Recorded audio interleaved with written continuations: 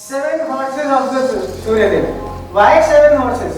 आप ये देखिए, इतने साल पहले हमारे ऋषि मुनियों को पता था कि विप्योर क्या होता है, और आने वाले 10 सालों में देखोगे ऑरा साइंसेस हमारे आर्किटेक्चर में, हमारी बिल्डिंग्स में, हमारी मेडिकल फर्टिलिटी में और एग्रीकल्चर में, सब जगह आपको इसकी एप्लीकेशन नजर आएंगी।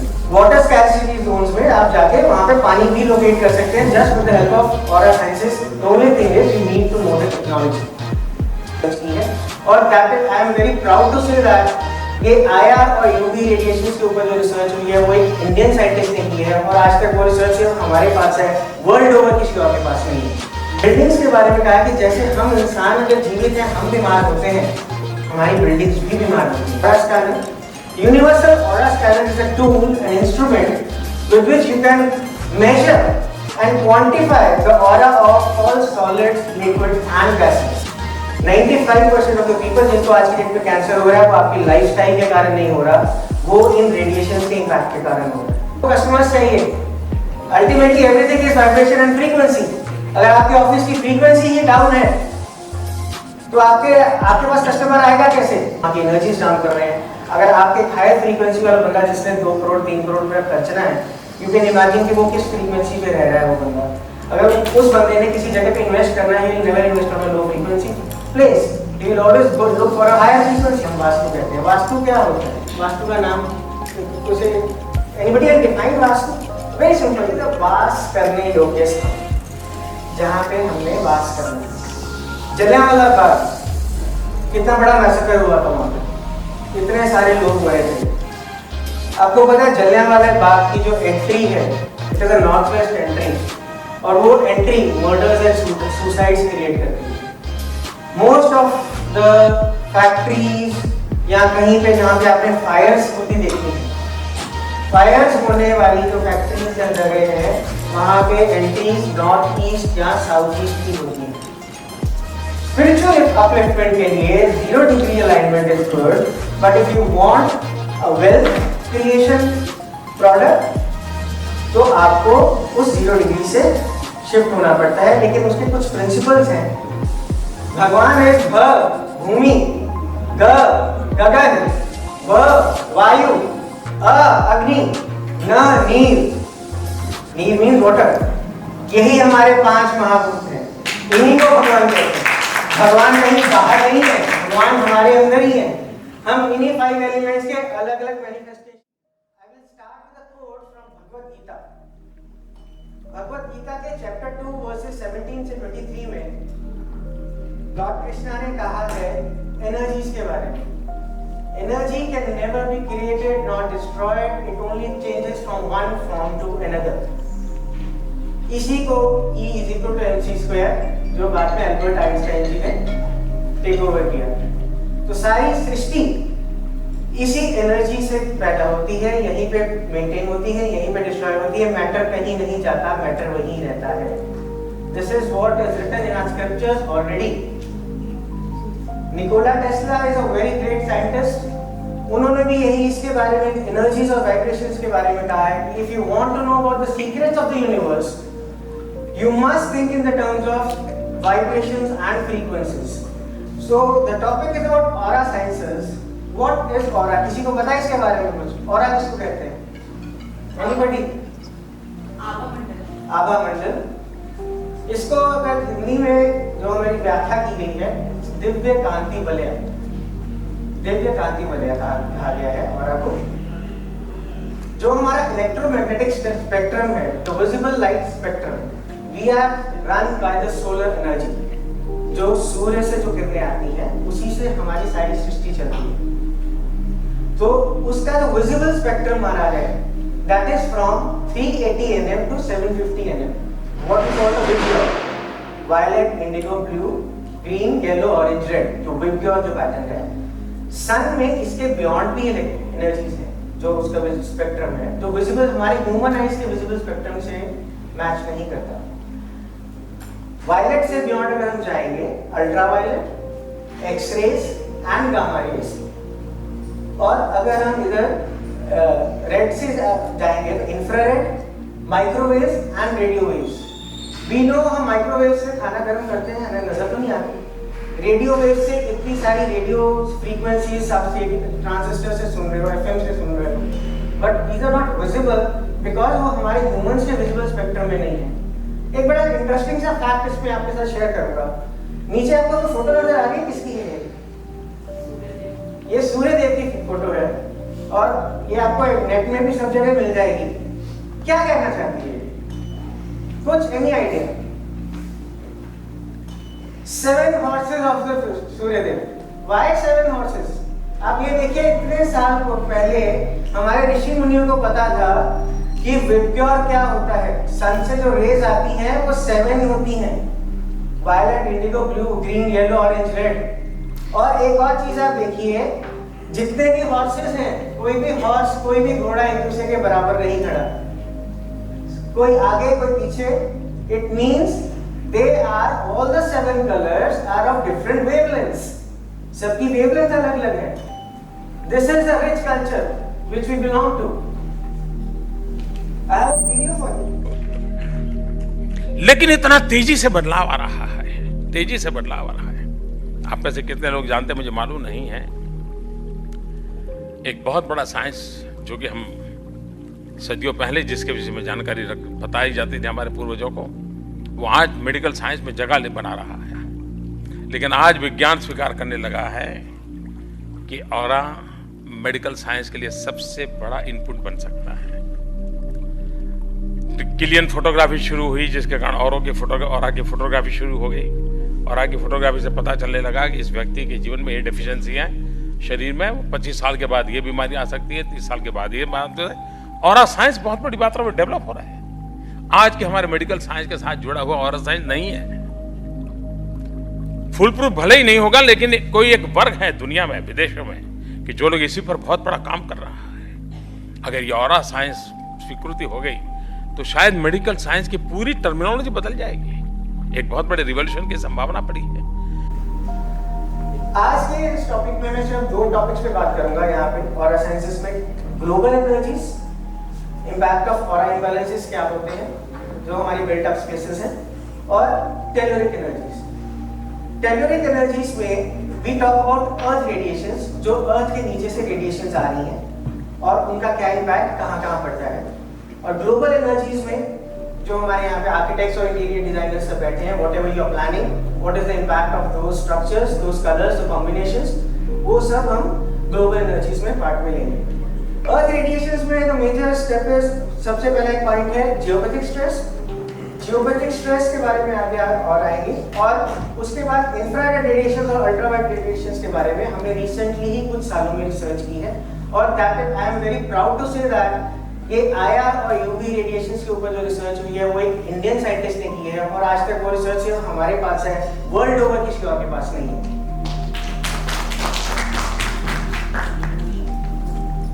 WHO has defined the terminology sick building syndrome. कभी सुना है इसके बारे में? sick building syndrome. Sick building syndrome is एक बिल्डिंग्स के बारे में कहा कि जैसे हम इंसान अगर जीवित हैं, हम बीमार होते हैं, हमारी बिल्डिंग्स भी बीमार होती हैं। Why? आपको किस तरह के उसमें आपको इफेक्ट्स आएंगे? Having symptoms of illness, आप उस बिल्डिंग में जितनी देर रहते हो बीमार रहोगे, अनवेल रहते हो। जितनी देर आप उस टाइम, जितना ज्यादा टाइम उस बिल्डिंग में स्पेंड करते हो, whether it is your office, whether it is your home, any building, sick building syndrome के जो सिम्टम्स हैं, तो आप उसमें थकावट महसूस करोगे, आपके लोगों की वर्क परफॉर्मेंस डाउन होती है, पर्सनल रिलेशनशिप्स में प्रॉब्लम्स आती हैं, लड़ाई झगड़े होते हैं, whether it is a factory or something, loss of productivity, and this has been defined by WHO. WHO, geopathic stress is one term that is leading to one of the reasons for sick building syndrome. Geo is a Greek term. ये नाम कहाँ से आया? Geo जिसका मतलब है अर्थ, और pathos means suffering. अर्थ की रेडिएशन से जो हमें सफरिंग्स आ रही हैं, उसको हम जियोपैथिक स्ट्रेस के रूप में जानते हैं। डॉक्टर वॉन पॉल, ये सबसे पहले रिसर्च हुई थी जर्मनी में 1920s में। डॉक्टर वॉन पॉल है जर्मनी में, उन्होंने इसके ऊपर बहुत एक्सटेंसिव रिसर्च की जियोपैथिक स्ट्रेस के ऊपर, और ये हमारे वेदों में पहले से ही है, उसके बारे में मैं बताऊंगा कैसे। फिर उसके बाद इंडियन साइंटिस्ट डॉक्टर मेननमूर्ति, ये हैदराबाद से बिलोंग करते हैं, I am student of doctor Mennanmurthy. उन्होंने उससे भी बियॉन्ड जाके जो नई रिसर्च चीज की, अल्ट्रावायलेट रेडिएशंस और इंफ्रारेड रेडिएशंस का क्या इम्पैक्ट है in add on to geopathic stress, उसके ऊपर इन्होंने बहुत सारी रिसर्चेस की। He is the inventor of so many machines, जिसमें से एक है universal aura scanner. Universal aura scanner is a tool and instrument with which you can measure and quantify the aura of all solids, liquids and gases. So, किसी भी चीज की whether it is animate or inanimate, animate means जिसमें जान है, inanimate जिसमें आया उसमें, these are the radiations that emanate from the magnetic core of the earth. What is happening है? हमारे अर्थ के नीचे पानी की स्ट्रीम्स है, water, there are tectonic plates. Whenever the friction is happening on those tectonic plates, और उस पानी के साथ जो आर्सेनिक और कई तरह के जो हैवी मेटल्स है वहां पे नीचे अर्थ में, उन फ्रिक्शंस के साथ एक anti spiral movement of radiations come up from the earth, that is termed as geopathic stress. और जैसे ही हमारे जितने हम अर्थक्वेक्स आते हैं, अर्थक्वेक्स आने के बाद ये रेडिएशंस का इम्पैक्ट पड़ता है, प्लस जितने हम बोरवेल्स डिग कर रहे हैं, the moment we touch the rock belt of the earth, हम बोरवेल्स को डिग करते हैं, रॉक को जाके टच करते हैं, बर्फ की सीढ़ी देखिए किसी ने कैसे तोड़ते हैं उसको, बर्फ की सीढ़ी में एक हम सुबह मारते हैं और कितना बड़ा क्रैक ऊपर हो जाता है। इट्स द सेम थिंग, आपने एक बोरवेल डिग किया, जैसे ही रॉक को टच किया, वो कई किलोमीटर लंबा क्रैक नीचे ही धरती के सरफेस के नीचे ही ओपन हो जाता है। उसमें जब पानी भरता है, पानी भरने के बाद जब टेक्टोनिक प्लेट्स की फ्रिक्शन के साथ वहां पे एंटी स्पाइरल मूवमेंट में रेडिएशंस पैदा होती हैं इलेक्ट्रोमैग्नेटिक स्पेक्ट्रम में, वो जब ऊपर आती हैं वो हमारे फिजिकल बॉडी और हमारे आस जितनी भी ऑरा है उसको इफेक्ट करती हैं।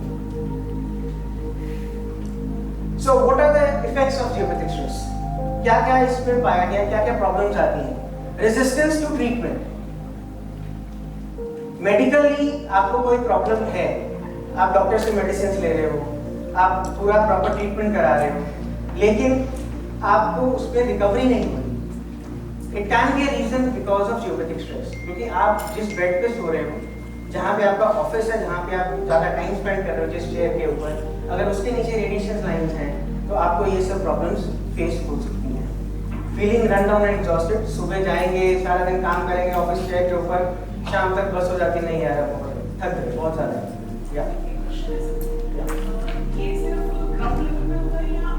I'll take questions after the session. So depression, nervousness, variations in BP and heart rate, insomnia, restless sleep, headaches, even cancer in some cases, ये सब इन रेडिएशंस के कारण हो रहा है, लेकिन हमें वो रेडिएशंस नजर ही नहीं आ रहे। डलविच हेल्थ सोसाइटी यूएसए में उन्होंने 25,000 लोगों के ऊपर सर्वे किया था फॉर दिस, एंड उन्होंने उसके बाद क्या सर्वे में क्या पाया, 95% of the people who are getting cancer, this is a very big figure by difference, 95% of the people जिनको आज की डेट में कैंसर हो रहा है वो आपकी लाइफस्टाइल के कारण नहीं हो रहा, वो इन रेडिएशंस के इम्पैक्ट के कारण हो रहा है। 95% of the children who are hyperactive, learning disabilities, difficult to control, क्योंकि I'll tell you the reason behind it. Why is it all this happening? The human body vibrates at a frequency of 7.83 Hz. हमारी जो एक natural vibration है body. So, लेकिन जब हम geopathic stress Jones में जाते हैं, जियोपैथिक स्ट्रेस जोन्स की जो वाइब्रेशन है वो 200 से लेकर 300 हर्ट्ज तक भी जा सकती है। And I'll tell you, 100 hertz से 150 हर्ट्ज की फ्रीक्वेंसी में जब हम ब्रेन वेव्स जाती हैं, हम किसी का मर्डर तक कर सकते हैं। ऑल मर्डरर्स, क्रिमिनल्स वो 100 और 150 की ब्रेन वेव्स में ही ये काम कर देते हैं, और geopathic stress zones can lead up to 200 to 300 hertz frequency. तो आप एक 7.83 हर्ट्ज की फ्रीक्वेंसी पे आप वाइब्रेट कर रहे हो, नॉर्मली कंफर्टेबल फील कर रहे हो, और ऐसी रेडिएशंस के इम्पैक्ट में आप देखो कि आपकी माइंड फ्रीक्वेंसीज कहाँ जा रही है। मिसकैरेजेस 80% ऑफ द केसेस, बच्चे नहीं हो रहे, cot deaths such an unfortunate thing, हमारे हॉस्पिटल्स में अभी तक नॉलेज नहीं है इस चीज़ों के बारे में। नॉर्मली घरों में क्या है, आप बैठ के आप बच्चों को देखो, चिल्ड्रन आर वेरी सेंसिटिव। बच्चों को अगर जियोपैथिक लाइंस के ऊपर बेड है, बच्चे हमेशा वहाँ से शिफ्ट होते हैं। दे विल फील इरिटेबल, रात को उनको नींद नहीं आएगी या थोड़े इरिटेटेड रहेंगे और वो जियोपैथिक लाइन से शिफ्ट होते रहेंगे क्योंकि उनके पास जगह है मूव होने के लिए बेड के ऊपर। लेकिन जैसे ही नया बच्चा पैदा होता है, नवजात शिशु, जब हम उसको हॉस्पिटल में एक क्रिब में रख देते हैं, कॉट में, उस कॉट में उसके पास हिलने के लिए जगह ही नहीं। एंड ओवरनाइट कई केसेस में ऐसा देखा गया है, कॉट डेथ्स इन्फेंट्स में होती है बिकॉज जहाँ पे उनका कॉट है, कॉट के नीचे एग्जैक्टली जियोपैथिक स्ट्रेस की लाइन चल रही है। सच ए सीरियस इशू। मैंने कई अपने लाइफ में कई केसेस अपने रिलेटिव्स या कईयों के देखे हैं जो हॉस्पिटल बेड्स में जाके बैठे हुए हैं लेकिन उनकी रिकवरी नहीं हो रही। वो गए हैं, कई बार सुनने में आता ना सर, हॉस्पिटल में गए, वो अच्छे भले थे लेकिन बाद में कंडीशन भी वर्स होती जा रही है। Many a times it happens, तो जिस बेड के ऊपर उनको बिठाया गया उस हॉस्पिटल में, उस बेड के नीचे रेडिएशन की lines. Allergies, foods and drinks, ये कुछ स्टडीज हैं ऑल ओवर वर्ल्ड। इसमें आप ये देख सकते हैं लाइंस जहाँ पे क्रॉस हो रही हैं, कहीं पे देख रहे हैं। Suppose the second image I am showing, this one, ये हेड के ऊपर दो स्ट्रेस लाइंस क्रॉस हो रही है। जहाँ पे क्रॉस हो रहा है इसको हम सैप पॉइंट्स कहते हैं। So these are the high energy nodules, जहाँ पे बहुत ज़्यादा इंटेंसिटी बढ़ जाती है, दो रेडिएशन लाइंस जहाँ पे क्रॉस होती है। So this 27-year-old man, after 9 months in this bed, he was admitted to a mental hospital. बहुत सारे ऐसे केसेस हैं जिस भी बॉडी ऑर्गन के ऊपर वो लाइंस क्रॉस हो रही है, उस बॉडी ऑर्गन में कैंसर्स तक डेवलप हो रहे हैं। एंड आप ज्यादातर देखोगे किसी भी नए घर में शिफ्ट हो रहे हो, 4 या 5 साल के अंदर अंदर उस घर में कैंसर इरप्ट होता है जहाँ पे वो जियोस्ट्रेस लाइंस होती है। Because it's a silent killer, it takes time depending on the intensity of radiation lines. 4 या 5 सालों में ये रेडिएशन कैंसर तक बढ़ने लगेगी। इसके और क्या क्या इम्पैक्ट्स है? लाइटनिंग, जहाँ पे जियोस्ट्रेस लाइंस क्रॉस होंगी वहां पे लाइटनिंग का इम्पैक्ट आता है, बिजली कड़केगी, वहां पे गिरेगी। घरों में आप देख रहे हैं जैसे बेड के ऊपर रेडिएशन लाइंस जहां से जा रही हैं। डैमेज ऑफ वेजिटेशन, एग्रीकल्चर में what an impact in agriculture, आपके क्रॉप्स फील्ड्स में जहां जहां से रेडिएशन लाइंस जा रही हैं वहां पे एग्रीकल्चर की प्रोडक्शन कम हो जाती है उन सेगमेंट्स में, because it is impacting everything. Accident prone zones, पहाड़ों में जाते थे पुराने जमाने में, देखते थे ना वो मंदिर बने हुए हैं कि रुक जाओ यहाँ पे मत्था टेक के जाओ। क्यों होता था ऐसा? उनको पता था हमारे ऋषि मुनियों को कि उन पॉइंट्स के ऊपर रेडिएशन के नोडल्स थे। व्हाट दे सेड, आप रुको, 110 हर्ट्ज की फ्रीक्वेंसी के आसपास अगर रेडिएशन पॉइंट है वहां पे रुकोगे तो उस रेडिएशन के साथ आप ट्यून में आ जाओगे। जब उसमें ट्यूनिंग में आ जाओगे तो उसके बाद you can safely carry forward. तो उसको उन्होंने रिलीजन के साथ जोड़ दिया, रुकिए और अपना माथा टेक के आगे निकलिए।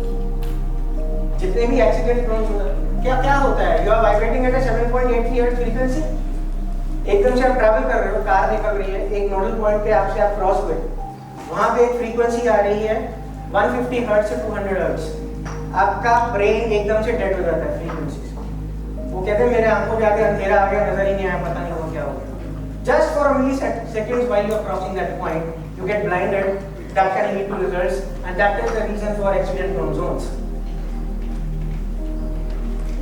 अब बेनिफिट्स क्या हैं? अगर हम रेडिएशंस को न्यूट्रलाइज करते हैं तो क्या क्या उसके बेनिफिट्स मिलते हैं जो ऑलरेडी हम इनके ऊपर सर्चेस करके देख चुके हैं। घरों में आपकी स्लीप क्वालिटी अच्छी होती है, यू विल फील रिफ्रेश्ड, आप सुबह उठोगे रिफ्रेश महसूस करोगे। Physical and mental wellbeing, chronic x, बहुत पुरानी पेन्स है बॉडी में, एक्स हैं जो नहीं रिकवर हो रही, there may be a reason क्योंकि आपके बेड के नीचे वो रेडिएशन पॉइंट्स हैं तो वो क्रॉनिक एक्स आपको फेस कर रहे हैं। Happy and energetic children, then high focus on concentration levels, बच्चों में जब हम स्कूल्स में ये ट्रीटमेंट्स को करते हैं बच्चों के लर्निंग फास्ट हो जाती है, they are more active, they are good memory, harmony and social bonding बच्चों में बढ़ती है। ऑफिसेज में आपका वर्क एनवायरनमेंट हेल्दी होगा, स्टाफ में क्लैशेस कम होंगे, एम्प्लॉइज रिटेन करेंगे, increase flow of customers. How important is this? हम सबको कस्टमर्स चाहिए। Ultimately everything is vibration and frequency. अगर आपके ऑफिस की फ्रीक्वेंसी ही डाउन है तो आपके पास कस्टमर आएगा कैसे? प्लांट्स एंड फैक्ट्रीज में जहां पे एक्सीडेंट्स बहुत ज्यादा हो रहे हैं उनको रिड्यूस करने में बहुत मदद मिलती है। रिपीटेड ब्रेकडाउन्स, कई मशीनरीज में हमने देखा है जब साइट पे विजिट करते हैं, स्कैनिंग करते हैं साइट्स की, जिन मशीनरीज के नीचे नोडल पॉइंट्स होते हैं उन मशीनरीज में ब्रेकडाउन्स आती हैं because they are also electrical circuits. Healthy relationships among employees, reduction in quarrels, ये सब बेनिफिट्स हैं वेकेशंस को। होटल्स में हाई रूम ऑक्यूपेंसी, कई होटल्स में जहां पे हम देखते हैं रूम्स नहीं ऑक्यूपाई हो पा रहे, more cash flow, cooperative staff, repetitive customers की रेपुटेशन बढ़ती है, स्मूथ ऑपरेशंस। रियल एस्टेट में fast sales of built up complexes, जो कॉम्प्लेक्सेस के डेड हो चुके हैं, जो नहीं चल पा रहे क्योंकि वहाँ पे रेडिएशन पॉइंट्स होते हैं, वहाँ की एनर्जीज डाउन कर रहे हैं। अगर आपके हाई फ्रीक्वेंसी वाला बंदा जिसने 2 करोड़ 3 करोड़ रुपया खर्चना है, यू कैन इमेजिन कि वो किस फ्रीक्वेंसी पे रह रहा है वो बंदा। अगर उस बंदे ने किसी जगह पे इन्वेस्ट करना है, he never invest on a low frequency place, he will always look for a higher frequency kills. Timely delivery of projects will automatically happen. So this was a part of Earth Energies. Was it interesting or something new? The next is, what is the impact of all these things in our vastu, जिसे हम वास्तु कहते हैं। वास्तु क्या होता है? वास्तु का नाम उसे anybody can define vastu? Very simple, the वास करने योग्य स्थान जहाँ पे हमने वास करना है। So this is a basic definition of vastu. तो उसमें what is the importance of degrees while planning layouts? यहाँ पे इतने सारे आर्किटेक्ट्स हैं, इंटीरियर डिजाइनर्स हैं, कभी आपने सोचा कि डिग्रीज कितनी इंपॉर्टेंट है वास्तु में जब हम प्लानिंग करते हैं? Everything is dependent upon the cycle of creation and destruction, and it happens with the degrees allotted. आपको सिंपल से छोटे-छोटे एग्जांपल्स देता हूँ। जलियांवाला बाग कितना बड़ा मैसेकर हुआ था वहाँ पे, कितने सारे लोग मरे थे। आपको पता है जलियांवाला बाग की जो एंट्री है, it is a north west entry, और वो entry murders and suicides create करती है। ये चीजें हम बाद में जानते हैं। मोस्ट ऑफ द फैक्ट्रीज या कहीं पे जहाँ पे आपने फायर्स होती देखी है, फायर्स होने वाली जो फैक्ट्रीज या जगह है वहाँ पे एंट्रीज नॉर्थ ईस्ट या साउथ ईस्ट की होती है, और हम कहते हैं कि नॉर्थ ईस्ट की एंट्री बहुत शुभ है, बहुत अच्छी है, लेकिन वो नॉर्थ ईस्ट एग्जैक्टली है कहाँ पे वो ही नहीं पता। Because it will shift in a square plot to a rectangular plot. When you go in a circular direction, the degrees के हिसाब से वो सारी एंट्रीज की प्लानिंग होती है। Why is Tirupati Balaji temple so much rich? हमारे पुराने मंदिर बनते थे, पता किस लिए बनते थे? सबकॉन्शियस अपलिफ्टमेंट के लिए, कि हम लोगों को मोक्ष मिलना चाहिए या हमें स्पिरिचुअली अवेकनिंग होनी चाहिए। द ओनली टेम्पल जो तिरुपति बालाजी टेम्पल है वो हमारे पूरे वास्तु के सिद्धांतों पे बना हुआ है, जो एक वास्तु आर्किटेक्चर प्रॉपर एक अलग से दिया हुआ है, लेकिन उसके ऊपर सिर्फ उन्होंने एक छोटा सा काम किया, 4.75 डिग्रीज का टिल्ट दे दिया पूरे प्लान को। स्पिरिचुअल अपलिफ्टमेंट के लिए 0 degree alignment is good, but if you want a wealth creation product तो आपको उस 0 डिग्री से शिफ्ट होना पड़ता है, लेकिन उसके कुछ प्रिंसिपल्स हैं कि आपने कौन सा फेसिंग का प्लॉट है, किस तरफ डिग्रीज को टिल्ट करना है, वो एक स्टडी का पार्ट है पूरा।